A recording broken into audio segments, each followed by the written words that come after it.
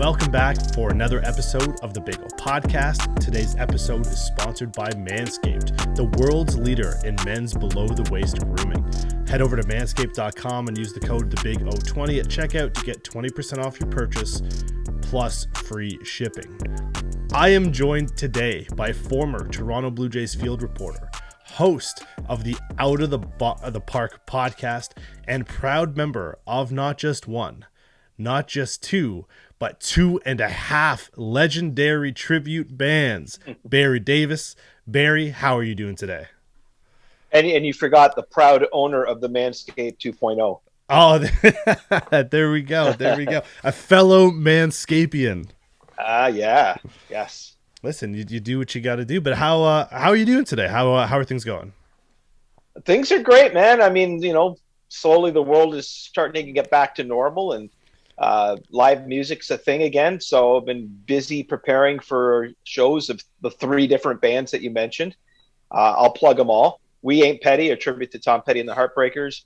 Driven, a tribute to the Cars. And Nowhere Man, which is our duo tribute to the Beatles, which is timely because of the documentary that's out right now. There you go. Now, I have been corrected many times before, so that hopefully now that you're here, you can help, set me straight. What is the difference between a cover band and a tribute band? So a cover band will do a number of different songs from a certain genre, or they don't really necessarily have to do them like they are on the record. They just play the songs.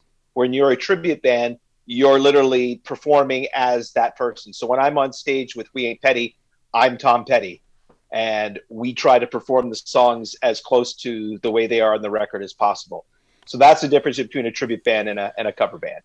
Awesome. All right, that's pretty cool. I didn't know. I've often heard the terms, never knew if they were interchangeable. I had been corrected before, but at least now I have an understanding of the difference between the two. Now, I want to stay with music because obviously you are a music fan, and we'll get to the baseball stuff in just a little bit, but back in November, Billboard released their greatest of all time top 100 artists. For those at home who may not have seen the list, here are the top 10, starting with number 1, The Beatles, Madonna, Elton John, Elvis Presley, Mariah Carey, Stevie Wonder, Janet Jackson, Michael Jackson, Whitney Houston, and Rihanna. When you see this list and you hear these names as the greatest of all time hot 100 artists, what are the initial thoughts that come to your mind? Well, they got number 1 right. Okay. That's for sure. Madonna at number 2 really surprises me. I mean, I love Madonna, but maybe in the top 10. I'm blown away that Janet Jackson finished above Michael Jackson. Right. But they pretty much got it right. I mean, for the most part, again, these are all subjective lists, and I always have so much fun debating these lists because, are you talking, specifically the best artists as far as records sold, as far as talent, as far as songwriting ability, as far as ability to sing? There are so many things that you can say. It's like when somebody says, who's the best vocalist of all time? Well, there are people that may technically have better voices than Freddie Mercury, but Freddie Mercury's always going to win because he's that performer, right? So though these lists are amazing, I love them. I always disagree with them, and I disagree with a lot of what was on the Billboard one. Again, everybody, and that's the beauty of music, right? Because it's so subjective, and what turns me on musically may just make you want to throw up, but that's cool because you've got what you like, I've got what I like, and it's almost like being a fan of a sports team. Although there's not as much debate or fighting going on with music fans. Now, it's interesting because when we have greatest of all time discussions in sports, which is very common, it seems like every conversation starts or ends with that conversation. It's very, 1 or 2 people that you could sort of interchange. Football, people are going to argue Joe Montana, Tom Brady, Peyton Manning, Drew Brees, Jerry Rice, to name a few. In basketball, obviously, the number 1 debate is LeBron James, Michael Jordan. In baseball, it gets kind of weird because depending on the generation will sway your answer. But I feel like in music, it is probably as wide open because, as you mentioned, it's so opinion-based. It's so based on what you feel, what you experience in the music. And when you see like Billboard, Rolling Stones, other major music magazines and companies come out with their lists, it obviously changes between the two. If you had to go your Barry Davis top 5 music artist or group, what would that list look like? Damn. Oh, okay. So the Beatles definitely number one. Sure. I'd probably have Bowie at number two. Ooh. Yeah, big Bowie fan. Uh, I put Elton John in the top five. Uh, I'd have to say, oh man, oh Prince. Okay. Prince has got to be right up there for sure. Stevie Wonder's got to be right up there, and that's four I've given you so far. I got to stick with my man Tom Petty. Okay. There you go. I like that. All right, we're going to keep on this musical roll, and now I want to play a word association game with you. I'll give you an Let's artist, do it. and you tell me the first thing that comes to your mind. Doesn't matter what it is, first thing that comes to your mind. Are you ready? Let's do it. Justin Bieber. That's the first thing that comes to my mind. No, the first thing that comes to my mind, Justin Bieber, is gone from a snotty nosed brat kid to a pretty intelligent and very good musician. All right. Journey. Journey. Oh man, I'm just gonna say this: grade 9. The Bare Naked Ladies. Man, the Bare Naked Ladies. I think of this independent group would play out on the sidewalk in downtown Toronto and get discovered and become huge. That's so much time for the Bare Naked Lady. The Foo Fighters. Oh baby, they are the current kings of rock and roll. They're rock alive, Prince. legendary, and underrated as a guitarist. Aerosmith. Cocaine. Rush.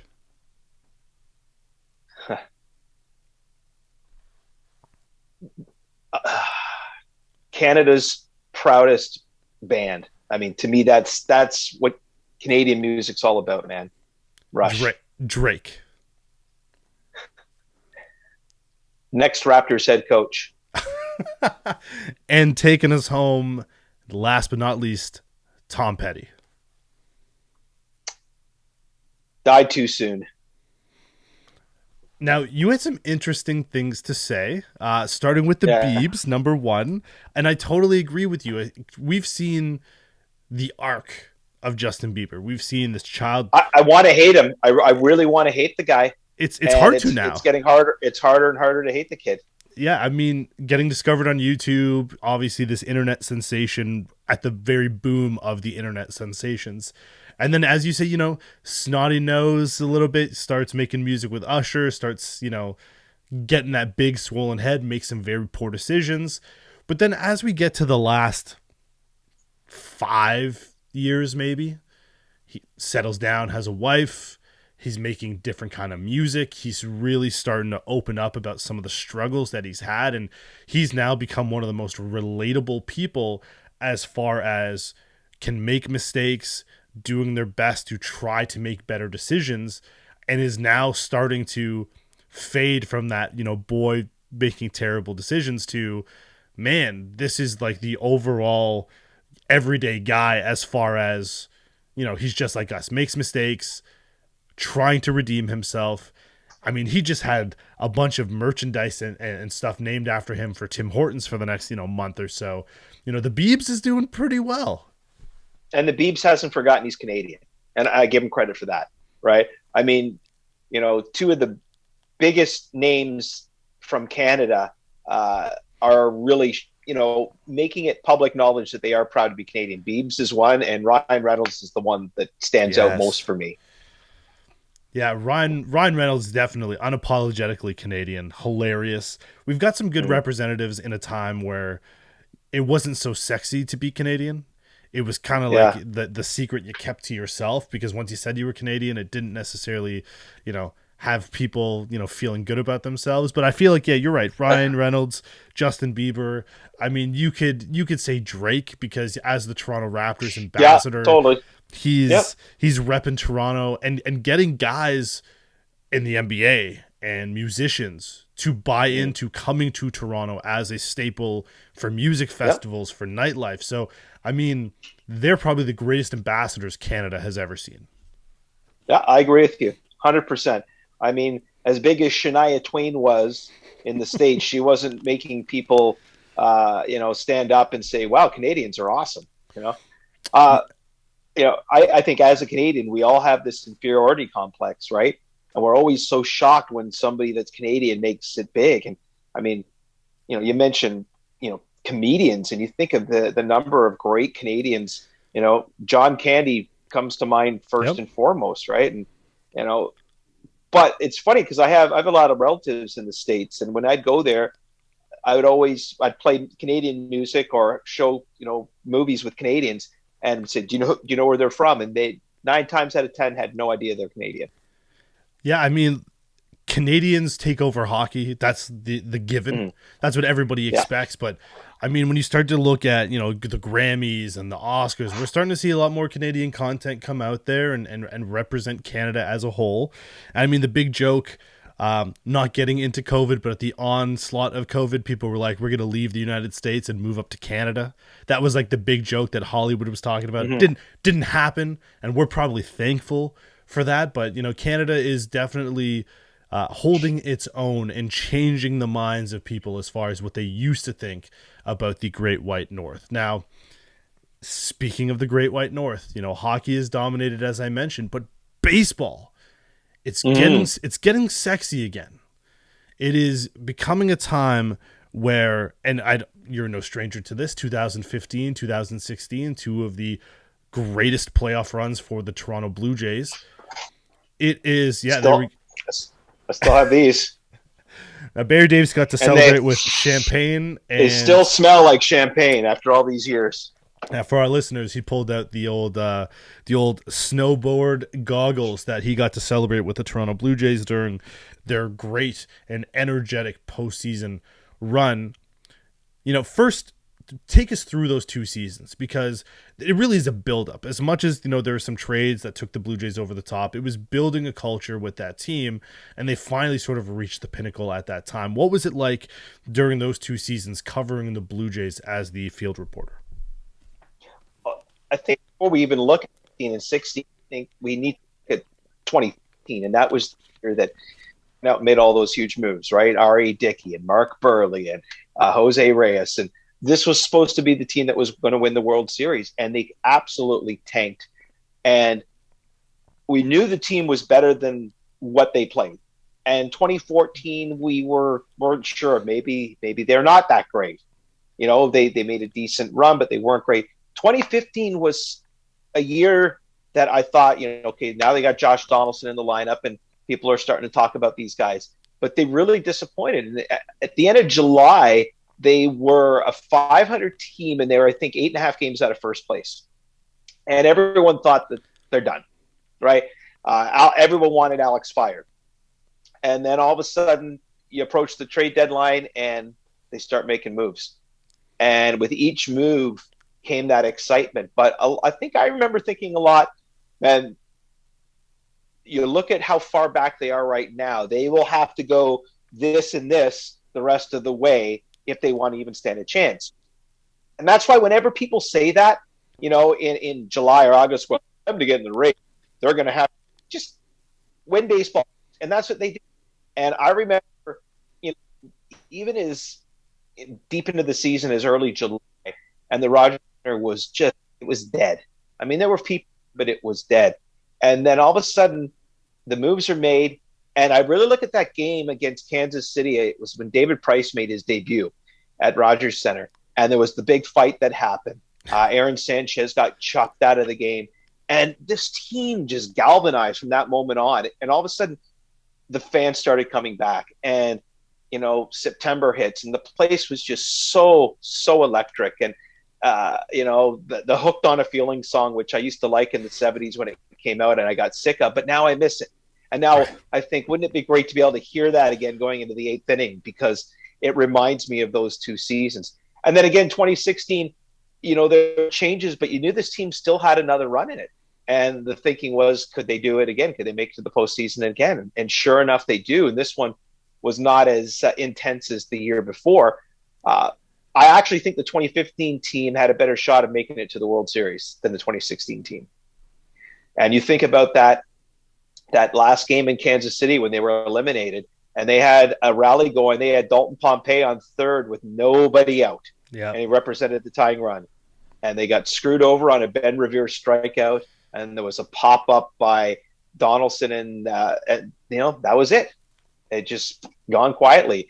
And now, you can say they had a postseason game because of that expanded playoff format, but really they haven't been in the postseason since then. And this could be the year. I'm really hoping. And I know people are really pissed off about, Ray and Semien leaving, but I think most of us knew these guys would be leaving. But this is why I really respect what Atkins and Shapiro have done, because they built their system where now these players that they brought in, who were only brought in as place cards anyway, Mm-hmm. they're gone. And it's not like, oh my God, what are we going to do? Because you've got young kids. You got a guy like Jordan Groshans who's ready to make the move up, whether they use him or they use him as a trade bait. But they've got players that can play, and they've got players they can use as chips. So they're in a really good position right now. And I like the signing of Gossman. I think that's going to be a great addition to their starting rotation.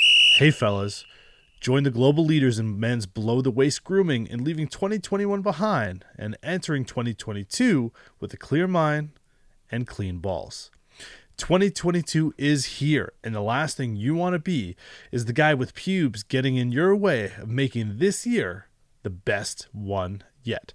2021 sucked, and that's why Manscaped are here making a splash and upping your grooming game. Their Performance Package 4.0 is headlined by their signature Lawnmower 4.0, and it's here to take down every pube in its path. Manscaped engineered the ultimate groin and body trimmer by focusing on intelligent functionality and an incredibly comfortable grooming experience. Their 4th generation trimmer features a cutting-edge ceramic blade to reduce grooming accidents thanks to their advanced skin-safe technology. It's even waterproof.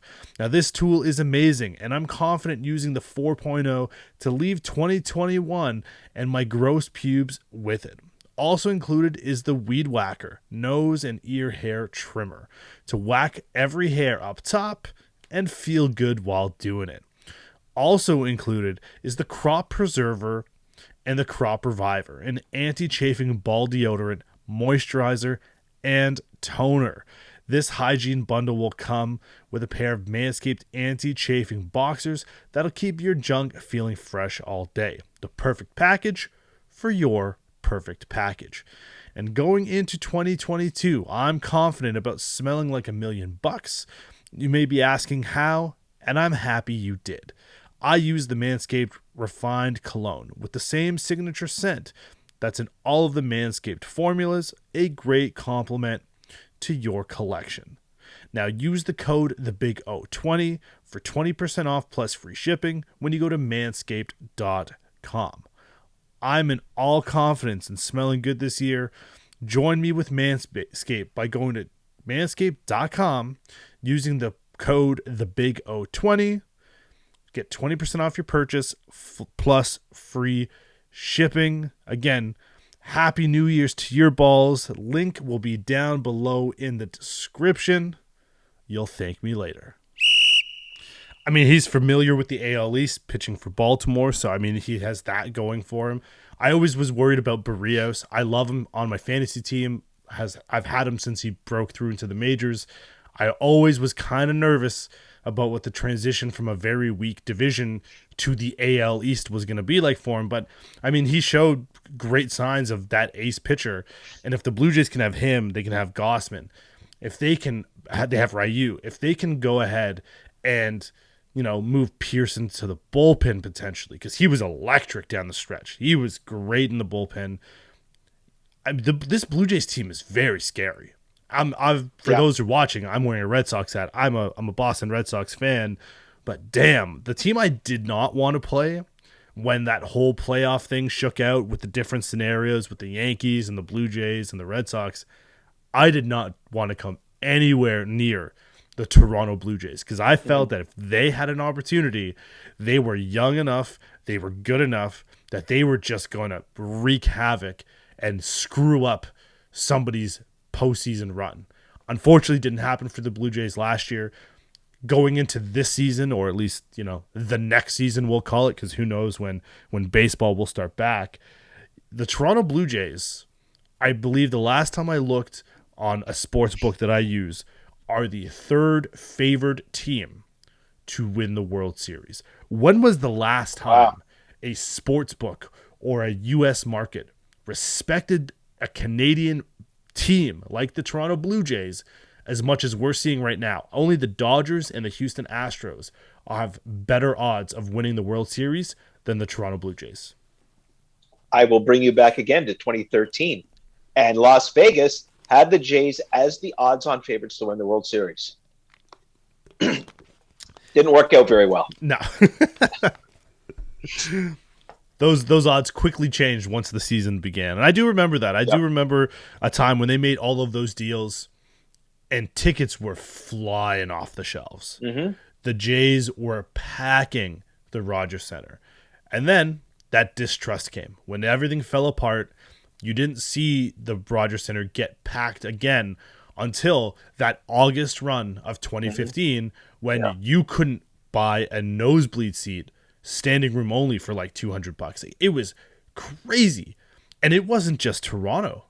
It was the whole country. They galvanized around that Toronto Blue Jays team the way the 2019 Toronto Raptors were galvanized by all of Canada. From Newfoundland to Vancouver, everyone was cheering for that Canadian team. And that's what it was like with this Toronto Blue Jay team. And that's what it's starting to feel like again. Baseball is fun. Vladdy, Bichette, Biggio. Obviously, Semyon was killing it last year as well. Teoscar. Gurriel, Alejandro Kirk, all young, and all not even close to hitting their potential. Yeah. Can you just imagine all these kids who've been playing with each other since the minors come up and all of a sudden they all have their explosion seasons at the same time? No one's stopping this team. No one. And again, people look at Shapiro and Atkins or look at Alex and say, they did this and they did that. But from 1992 until Shapiro and Atkins came around, the Blue Jays organization wanted to put a competitive team on the field every year. And they would make little Band-Aid moves, we'll bring BJ Ryan in, or, we'll AJ Burnett or whatever. And it was enough to keep them competitive, but they didn't make enough moves for them, because what you had to do, you had to strip down and then build it. And they didn't want to strip down. So they would just add a piece here and there, and it made them good, but it never made them good enough to make the postseason. Shapiro and Atkins come in and say, you know what? Let's get rid of everything. And really, they've cleaned the deck. I don't think there's anyone left in the 2015 or 16 teams now.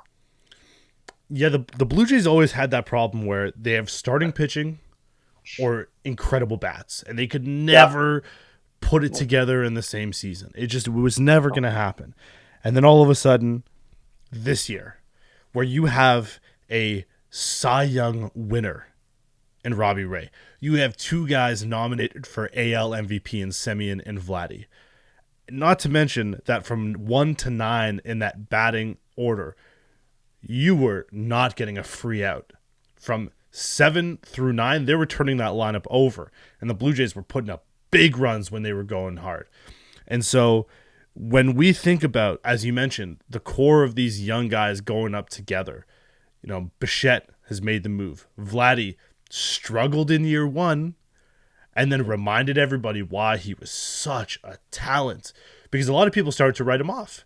A lot of people said, oh, he was hitting 350 in AAA, in single A, double A. How is that going to manage when he gets to the big leagues? And when he didn't exactly have those numbers, people were very quick to write him off. And then this season, and wait yeah, and in 2022 is to me is the year of Kevin Biggio.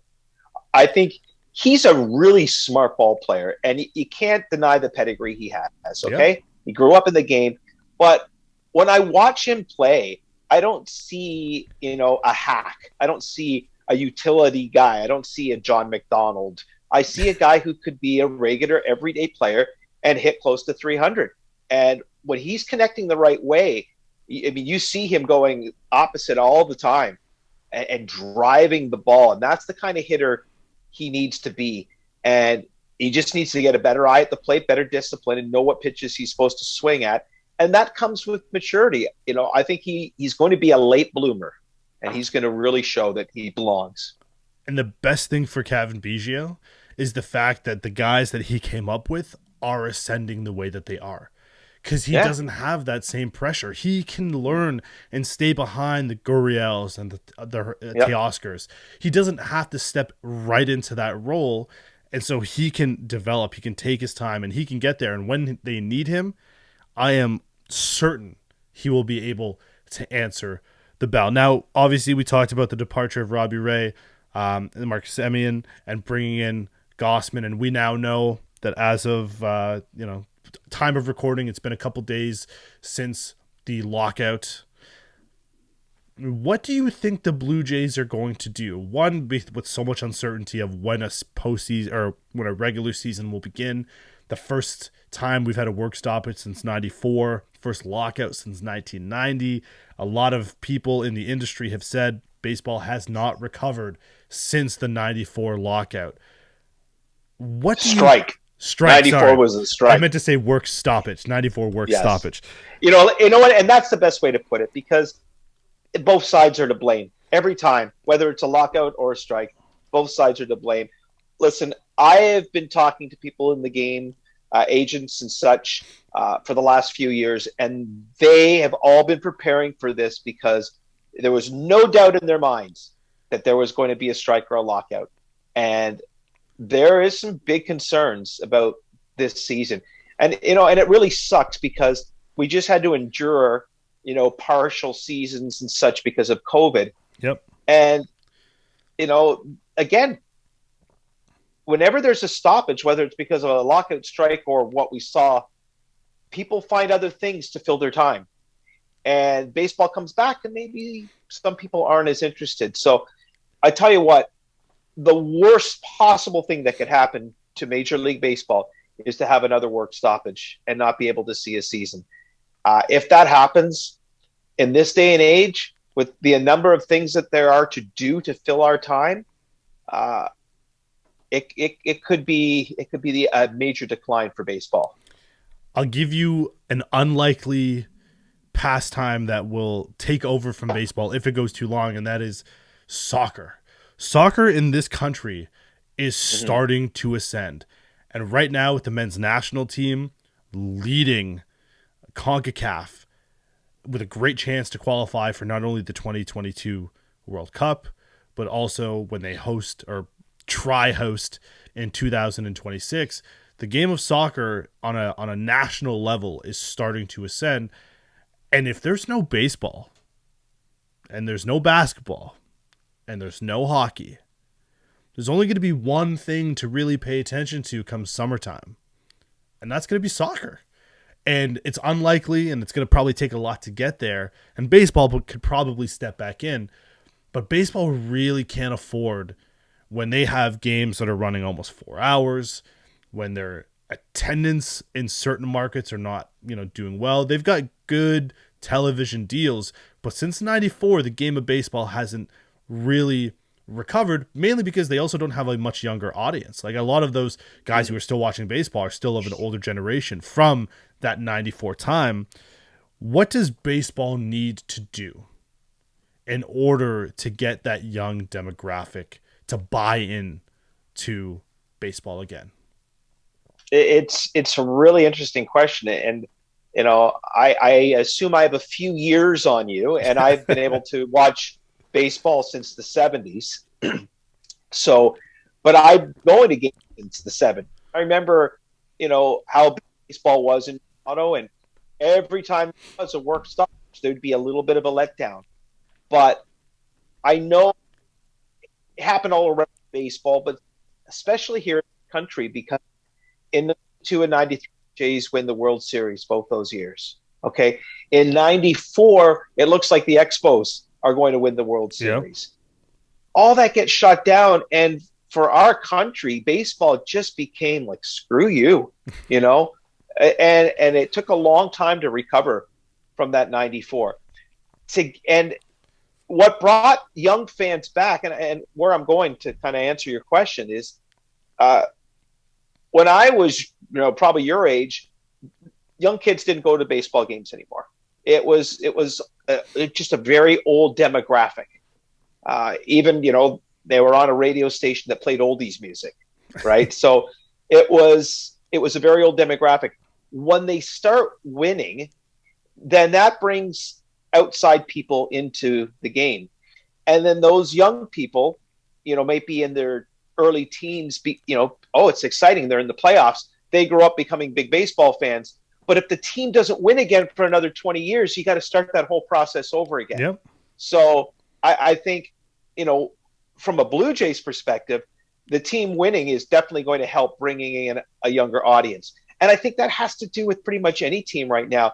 I don't know if Major League Baseball can do all the flash and dash that the NBA does. I mean, there's no league that markets itself better than the NBA. And the demographic is unbelievably huge because older people like it, but the kids love it as well. Yep. And the merchandise that you get from the NBA, it's unbelievable. Baseball's been pretty good at it, but not as good as what you see in the NBA. The NHL, they suck at that, by the way. I mean, the NBA, the other thing the NBA has done really well, and I would say is either on par or getting ready to pass the NFL, is with fantasy sports. Fantasy sports is a huge key to getting that younger demographic to jump back in. And with sports betting in today's age, there's so many different ways to engage in these sports. And baseball, I'm part of a very successful and serious fantasy baseball league. But to the average Joe, when I talk to them about, I have this guy, this guy, this guy, these are the categories, I'm in there looking at me like I got a third eye in the middle of my forehead. Whereas if you say, oh man, LeBron James had 25, 5 and 5, everybody knows exactly what that means. And as you said, great marketing. The NFL also solid marketing. NHL way far behind.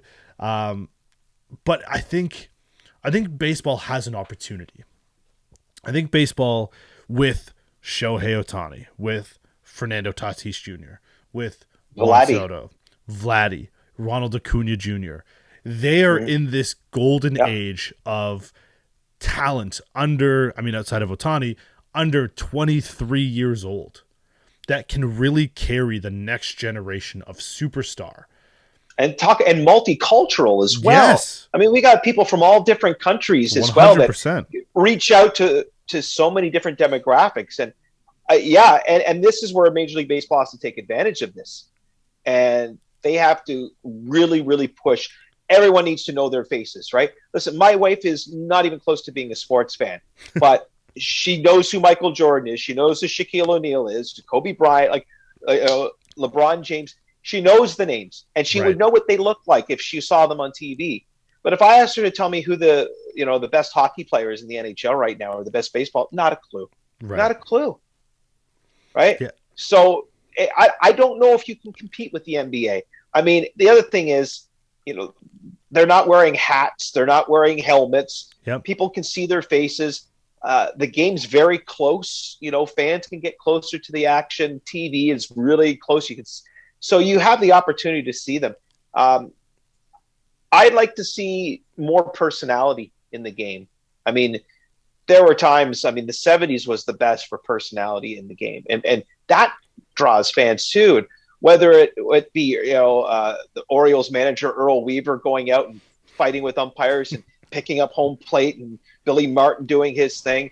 They had umpires that were, entertaining as well. It was a guy named Ron Luciano, and had all these crazy different calls and stuff like that. And it's entertaining. And people would want to watch the game to see this ump.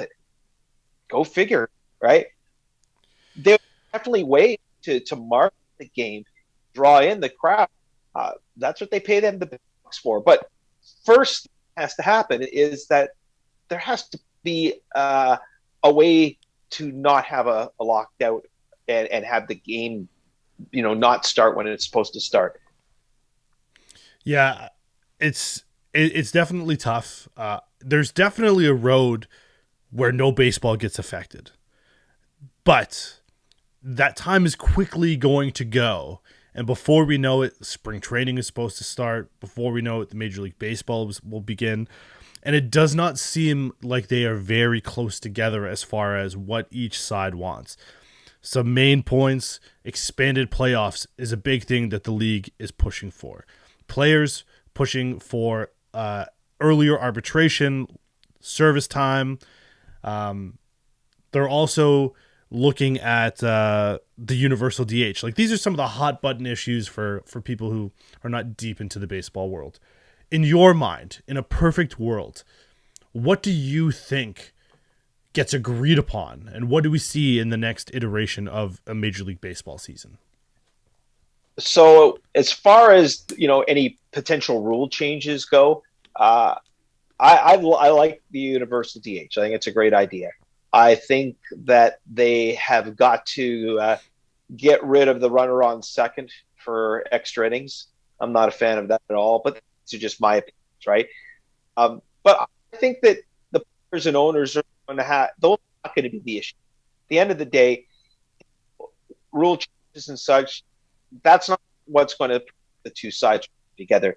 It's all about the pie, man. It's about how to divide this huge pie of money, and the owners want this much, but no, the players want this much. So that's what every CBA is about. It's about how they're going to split that money. And my God, it sounds so bloody selfish when you think of these billionaires fighting the millionaires, right? I mean, in the opening days of free agency, I think there was $1.9 billion spent in just a handful of players, which is then they plead that they're broke, right? insane, absolutely insane. But that's not really what the players are arguing. The players are actually using that as the example of, yes, the stars are always going to get paid, but it's the other guys, it's the other 99% of guys who have a later start time from when they're going to be joining the majors. I think the average age now is like just upwards of 25 and like a few months, down from when it used to be like 24 years, even a few contracts ago. And so they're talking about the everyday player and not the Ronald Acuñas and the Fernando Tatises and the Max Scherzers of the world. I completely agree with you. Get rid of the runner on second. I understand why they wanted to do it, but it is a terrible, terrible rule. Universal DH, great. I'd also like to see the doubleheader 7 inning stay. I like that. Maybe that's just the fantasy baseball guy in me, but I very much love that. I don't mind that. I don't mind that. I'd like to, and if they're going to do that, have some scheduled doubleheaders. Exactly. Schedule it. Right. I'd like to see the expanded playoffs. Not to the extent that maybe Major League Baseball is looking at. I think it's 14 teams. The players came back at like 12 or something. I would love to see it. I'd also like to see division realignment. That's not a sexy thing, but I think that could be interesting. I definitely think from a Blue Jays perspective, that might be nice. From a Red Sox fan perspective, give me the Yankees, but I'd rather not see the Blue Jays in my division in the future, especially over the next 5 to 10 years. I think the Blue Jays and Tigers should always be in the same division. I mean, that's your closest rivalry, right? And Cleveland should be in there as well, right? I mean, I'd like to see it change a little bit and have the divisions realigned. I always wonder sometimes about having the leagues be realigned. And I don't remember the last time I think a team flipped was the Milwaukee Brewers going from the American League to the National League. Well, the Houston Astros, right? The Astros. Yes, of course. The Astros did as well. Yeah. So, it's so weird, right? You wonder why that doesn't happen more often. I think that would be fun, right? Just put all the teams into a hat and boom, boom, boom, boom. There you go. You're the American, you're the National. And realistically, if you go with the universal DH, that is building the blueprint for you to be able to do that. Sure. Yeah. Obviously, you keep your West Coast and your Central team sort of together, but I mean, you can really build a solid realignment with some great teams Well, let me and ask keep. you this. Let me ask you, as a soccer fan, Okay. how would you feel about having a Division 1 and Division 2? Oh, um, And you know what? You mean if you don't finish to a certain point, you get relegated. Next year, you're in the lower division. Be kind of neat, wouldn't it? You want to bring in more fans? I think yes. I think you might bury. So what you would do is you would avoid tanking, right? Like that would be the number one thing. Like Yeah, yeah. the Baltimore Orioles wouldn't be able to tank anymore and get, first overall picks, and the Washington Nationals wouldn't be able to do that because you'd be going down. But if the Washington Nationals had that happen, no Strasburg, no Bryce Harper, no World Series champion. Mm-hmm. So I get it. I also feel that with like the minor league levels, how is that going to work out? Because I feel like that's a little bit challenging.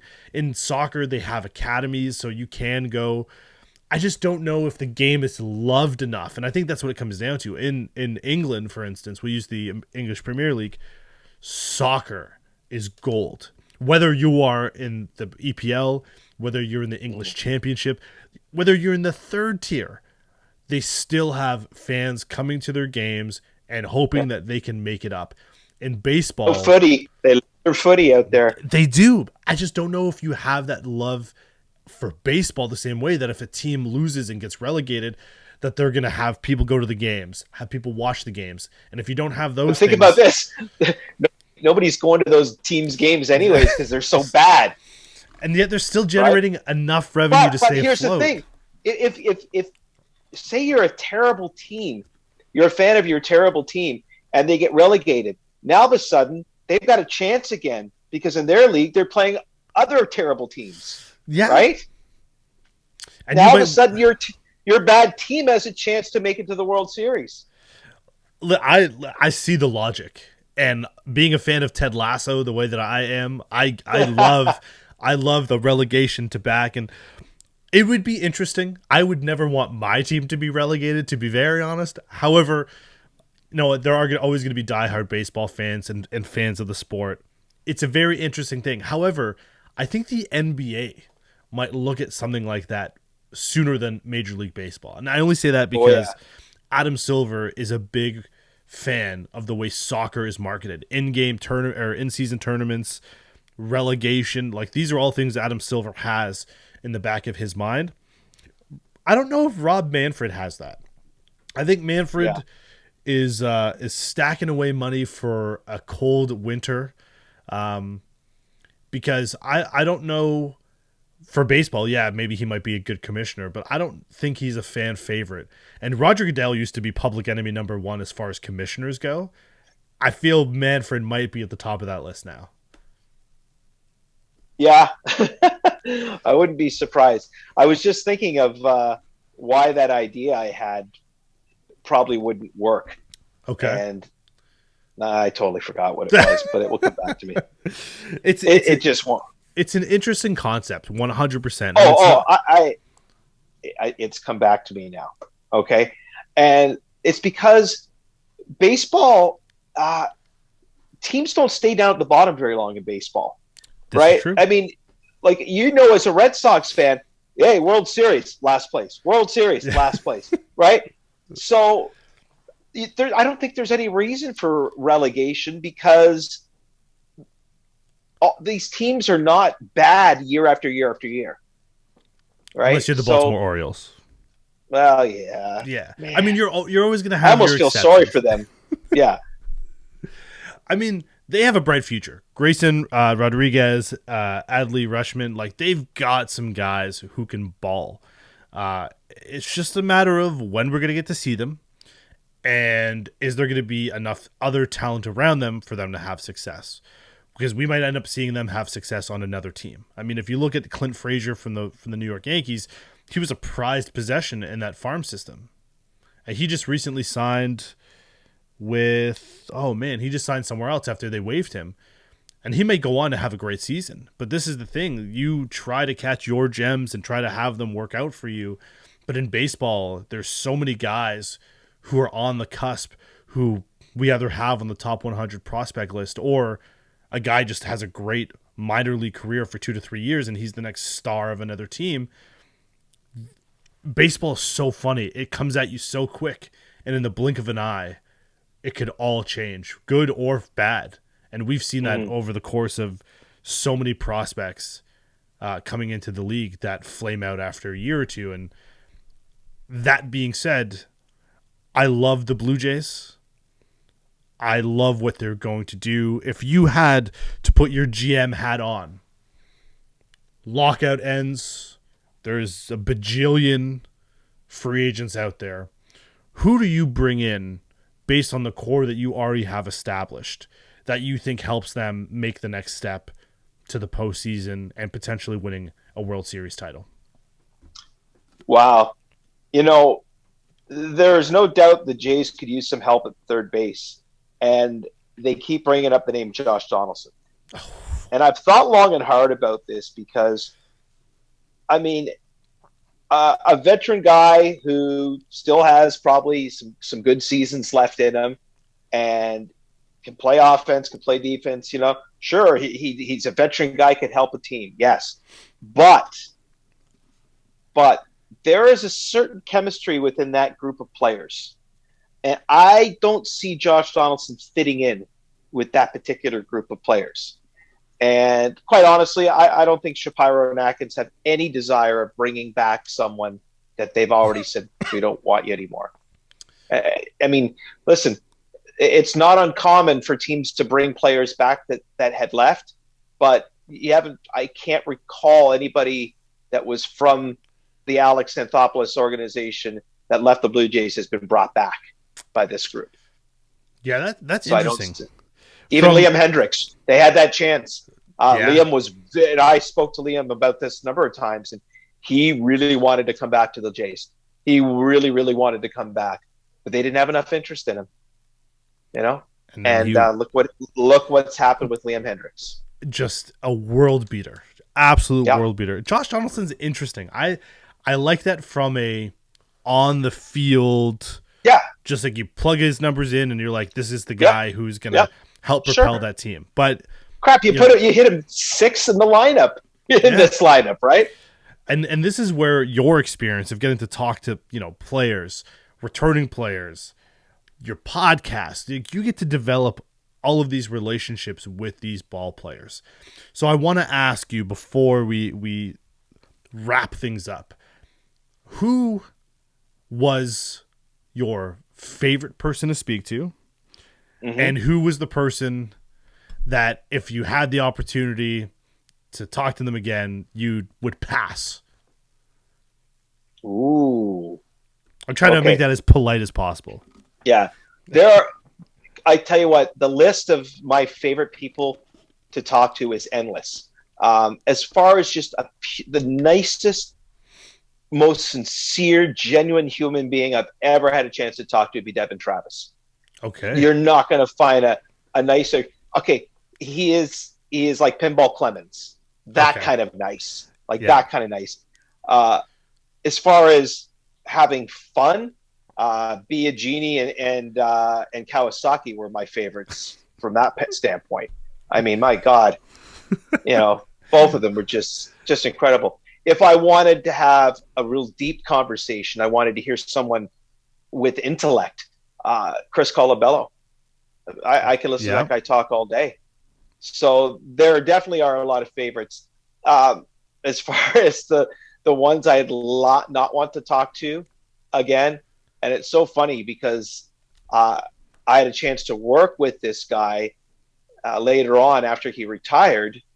But when I was just getting into the industry, he was still pitching, and he was one of the biggest a-holes I ever had to deal with, and it's Jack Morris. Okay, interesting. And then Jack was working at sports. We were working together. Once we get along and we have a drink there and stuff, and I said to him, I said, Jack, I got to tell you something. When you were a Blue Jay, I was just breaking the business, and you scared the shit And he looks at me, he goes, "You know what, Barry? It's a good thing you didn't know me in Detroit because I was an asshole then." So, Jack but yeah, Morris. he could have like. I will tell you that this is a cool story too. And you mentioned about fantasy. So I was into fantasy baseball back before I got into the industry. And then I started working and I was still in this fantasy league. And now all of a sudden I'm working at the Fan. It's 1993 and I'm covering a game. And the guy pitching that day was a pitcher by the name of Chris Bosio. Okay. And I had him in my fantasy league. And he pitched a gem that day. And I, being the young punk I was, and I, interviewing him after the game with the rest of the media, and I made some mention of like, "Hey, by the way, thank you. You gave me a lot of fantasy points today. Ha ha ha." And he looks at me and goes, "I don't give a shit about your," and he was just, and I'm like, I'd never want to speak to Chris Bosio again. That's why they say never beat your heroes, right?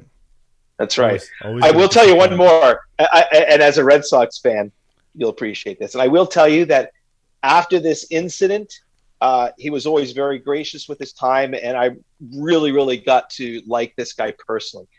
But it was probably around 2008 ALCS, and I'm covering it for Sportsnet, and Dustin Pedroia is walking off the field. And I said, "Hey, Dustin, do you have a minute?" And he looked at me and goes, "I'm good, thanks." And I just went, "You, like, I'm good, thanks? I didn't ask you how you were doing. I said, do you have a minute?" "I'm good, thanks." And I was like, I don't like this guy. But Yeah, from that Petey. point on, I ended up getting a chance to, because the Jays were with Boston so many times that you'd see the all the time. Yeah, And he ended up being a really good guy to talk to, a great interview. yeah. Petey had he had a lot of clashes with the media. I mean, most famously, he talked about there was one time he was being asked after a game about David Ortiz's struggles.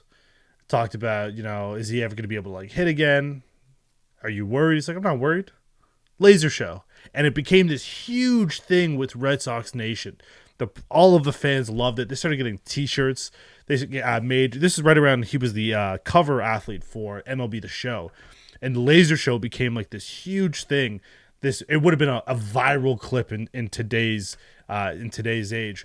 But I loved Petey, undersized guy, Mm-hmm. you know, gave everything he got. Literally gave his body up for baseball, and it Yep. just never gave it back to him the same way that he loved the game. I'll tell you But what, Blue Jay fans will always say I hate Dustin Pedroia, but I tell you what, if he was a Blue Jay, they would love him. one They'd hundred love. See, percent, I never looked at him like I have this way of being able to separate myself from being a Jays fan because I am a Blue Jays fan. right? And if you saw my reaction to Jose Bautista's bat flip home run, you know that was every bit of a Blue Jay fan in me. But I'm also able in some ways to separate it, whereas I can look at a player or a team and go, man, they're really good, or I really like that player, even though he's not playing for my team, right? So I've always loved Dustin Pedroia as a ball player, even though he killed me, as a Blue Jays fan many times, right? That's interesting. And now you sparked something in my mind. I want to ask you. So you talked about being able to separate your fandom and bring in appreciate good players on other teams. As a Blue Jay fan, Mm-hmm. who is the one player that played on another team that rivaled the Blue Jays, maybe a hated player on another team that you would have loved to have seen played for the Blue Jays, taking out Dustin Pedroia? George Brett. Ooh, George Brett. Oh, man. okay. He was just such a great player. And I always thought, oh, if he was our third baseman, we had George Brett on this team, you know, him, Kirby Puckett. Okay. Oh, I love watching Kirby Puckett. It's like, man, can you imagine him scaling the wall at Rogers Center, right? I mean, yeah. Yeah, we wouldn't be talking about Kevin Pillar. We'd be talking about Kirby Puckett 2.0, right? Like, it wouldn't be Kevin Pillar, wouldn't be Mm-hmm. the guy. He'd be talking about, oh, he reminds us of this guy who was doing this Yep. stuff way before Kevin Pillar. All right, now flip it a little bit. Who is the most hated player on another team that you could never, ever, ever see as a Toronto Blue Jay? I have one guy in Uh, mind, and I want to see I'll if. I'll give you a hint. He plays for the New York Yankees. He's getting rather old. He hits 120 until he faces the Toronto Blue Jays, then ends up breaking their hearts. Any guesses who I'm talking about? I would have said J Lo's ex partner.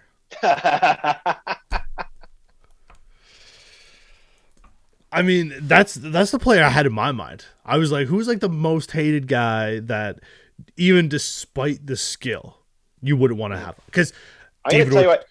David Ortiz on the Blue Jays, they'd love that. Poppy would be a huge fan favorite. Manny Ramirez during that time, huge fan favorite. They would have been okay. A-Rod just never would have got accepted by Toronto Blue Jay fans, ever. So a couple of years ago, we had former Jays pitcher Josh Towers on the show, and Josh Towers was part of the whole A-Rod incident. Yep. When A-Rod yelled "mine," okay, and then they became teammates in New York. Right. And we asked Josh Towers about him. And if any of your viewers, listeners, haven't listened to it yet, go check it out. It's on Out of the Park, and he absolutely destroys A-Rod as a person. He refers to him as he is the worst human being I've ever met. Oof. And just goes into what a terrible person Alex Rodriguez is. I listen, if you guys haven't checked out this episode or any episodes, make sure that you give Out of the Park podcast a listen. You're going to get amazing interviews, insight shared by Barry Davis and his amazing guests. You can check it out. You can even join the Patreon because Barry Davis has got a Patreon. There you go. Nice plug. Associated with Out of the Park. And then to wrap us up, obviously Out of the Park podcast available wherever you get your podcasts, Apple Podcasts, Google Podcasts, Spotify, you name it, you can find it there. But if people want to come and see one of the amazing, legendary tribute bands that you are a part of, where can they find tickets? Where can they see when your shows are playing? Where can they get all of that amazing information? So if you follow me on Twitter at Barry Davis _, I always update what's going on with my music. Facebook as well. You can hit me up. I'll let you follow me or whatever. I'll friend you on Facebook. And my bands all have Facebook pages. We Ain't Petty Band. I think the other one is called Driven Cars Tribute. And then there's Nowhere Men. So all three of those bands have their own Facebook pages, and you can check us out. And if you're in the East End of Toronto, Nowhere Men will be there on December the 23rd. January the 8th, We Ain't Petty is playing at the Linsmore. I didn't say the place, but it's the Linsmore on the Danforth. December 23rd for Nowhere Men. January 8th for We Ain't Petty. February 5th, Driven will be playing there. So check it out. Please do so. We'll make sure we link all of the social media accounts on the bottom as we do every single episode. Barry Davis, thank you so much for being gracious with your time and joining me to talk and have some fun and share some great insight and stories from your time as a Blue Jays field reporter, as well as explaining to me the difference between a cover band and a tribute band. I will never make that mistake. Again, the Big O Podcast and the Out of the Park Podcast are available wherever you get your podcasts. So make sure you go on Apple Podcasts, leave a review, a 5-star rating. We always appreciate those. You can go onto the YouTube, find the Big O Podcast, hit subscribe, like the videos to stay up to date with all future drops. For my guest, Barry Davis, I am your host, Julian Ortiz. Thank you for watching and listening. Have a great day, everybody.